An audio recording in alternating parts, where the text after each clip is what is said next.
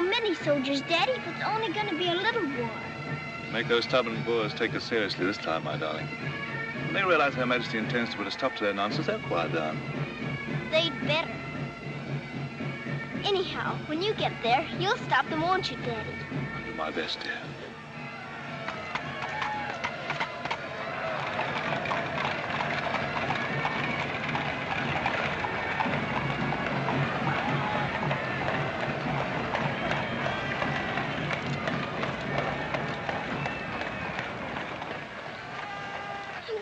You so.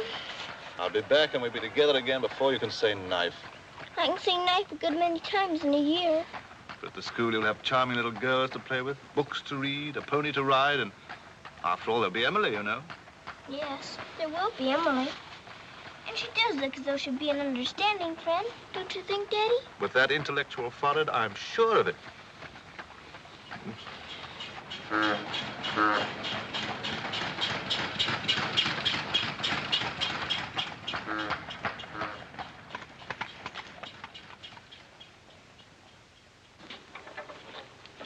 Not a very cheerful-looking school, is it, Daddy? I'm afraid nothing had seemed very cheerful to us at the moment. Well, maybe it'll be better on the inside. Of course it will. Oh, I'm sorry, sir. Oh, so sorry. We're all sorry. Get him out. The very idea of delivering a thing like this at the front door. Oh, look, Daddy, my pony. Your employer will answer for this. Now, take him away. Yes, far away. Oh, no, Daddy. Oh, I say. Just a moment. You are Miss Minchin? I am. I'm Captain Crewe. I'm afraid I've caused you no end of inconvenience. You most certainly have, Captain Crewe. May I step inside and explain? Come in. Wait here with the pony. Righto, Governor. I'm terribly sorry. I had no intention of having the pony delivered inside your house. There are a number of things beside the pony. Parcels have been arriving here, collect for your daughter for hours. Follow me, please.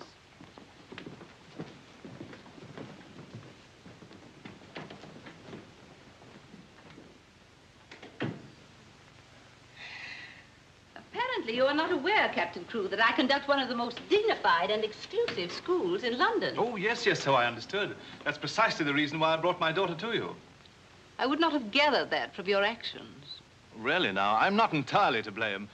You see, Sarah and I have only just arrived from India. Sarah's lived there practically all her life. We'd no more than got here when I learned that my regiment was to leave at once for South Africa, so we had to act hurriedly. But I wrote you, explaining that I do not take young ladies without an interview and the most impeccable references. I wrote you also that at the moment I had no vacant rooms. Well, in that case, Daddy, we might as well move on. This is a bit awkward. You see, your letter never reached me, and I'm afraid it never occurred to me that any school wouldn't welcome my little Sarah. Obviously. If it's a question of my social standing, my father was Sir George Crewe. You've heard of him, perhaps. Oh, naturally. And the best financial references I could give you would be the directors of the South African Holding Syndicate. I'm the principal stockholder in the syndicate. My brother, Captain Crewe, our professor of elocution and dramatics. How do you do? Charmed, I'm sure. I say, isn't the Eclipse Diamond Mines one of your holdings? One of the most important, of course. Of course, of course. I'm sorry to appear casual, Miss Minchin, but the situation is quite distressing. I sail in an hour from the East India docks. I expect you just have to take me to Africa with you, Daddy. Oh, no. And what would a little girl like you do in Africa? Forgive me, Captain Crewe. I fear I've been overzealous. The reputation of my school, you know, one has to be so cautious. But after this interview, I can see at a glance. Such a dear little child. It would be a pleasure to have her with us. Does that mean I've got to stay? Yes, dear. You're to have that privilege. You and your little pony. Such a dear little pony. This is made out to the school. Will it be enough for the moment? Oh, quite. I should say it would. Why, it's stupendous. I beg your pardon, but haven't I seen you somewhere before? It's quite possible, my dear Captain. Your face is most familiar. Were you ever on the stage? I seem to associate you with one of the old music halls. Music halls? My brother on the stage? Ridiculous. Ridiculous indeed. You're quite right. And now, shall we look at little Sarah's rooms?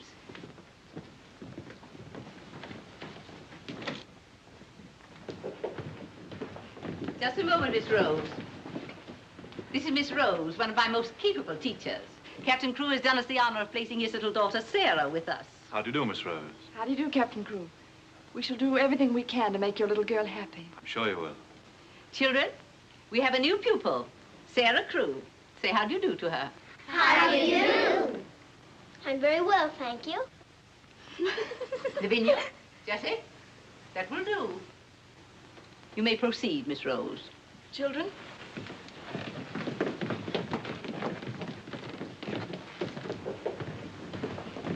She's just like a little princess, isn't she? That's what she is, a princess. And I expect now some people around here won't think they're so smart. Oh, won't they? Wait and see. Princess, indeed. Fortunately, the rooms have just been papered, and the fireplace has an excellent draft. But I thought you didn't have any rooms. But I didn't know then what a dear little girl was coming. But why does that make more rooms, Daddy?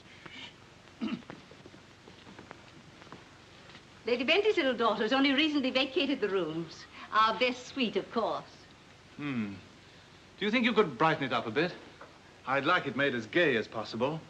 I brought a few things from India, but perhaps you could buy whatever else is necessary. With pleasure, Captain Crewe. I'd like Sarah to ride every afternoon, if the weather's all right. Of course. Fortunately, we have a splendid riding master. I expect you think I'm completely spoiling the child. And no doubt you're right. But actually, it's good for her. She's much too inclined to bury her little nose in a book and keep it there until someone lures her out of it. You see, Miss Minchin, Sarah has no mother, and we've never been separated for more than a few days. How touching. This is going to be very hard for her. Have no fear, Captain Crewe. I'm a mother to all my little girls. And now, I'll leave you to your farewells.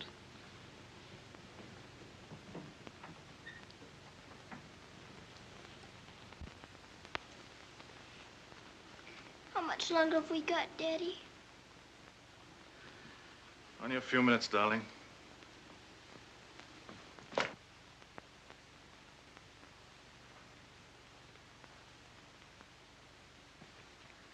You're learning me by heart, little Sarah. No, Daddy. I know you by heart. You're inside my heart. We're going to be brave, aren't we? I tell you what. Let's pretend we're back in India. And I'm going away with the troop for a few days, shall we? We've fought this kind of battle before, haven't we? And you never cried once when I went away. Remember? Yes, Daddy. Well, this is going to be our hardest battle. But we'll be good soldiers, won't we? Yes, Daddy.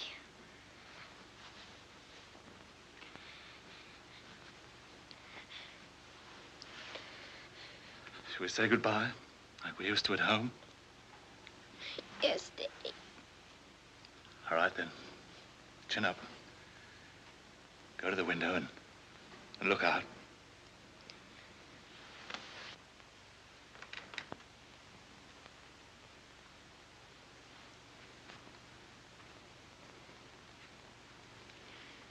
Now, say it as we used to. My daddy has to go away, but he'll return most any day. Any moment I may see my daddy coming back to me.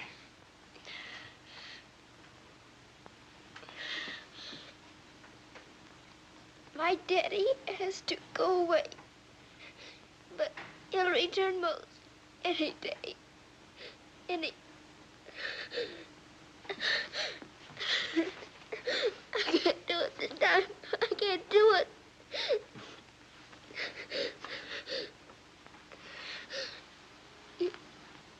You're crying too.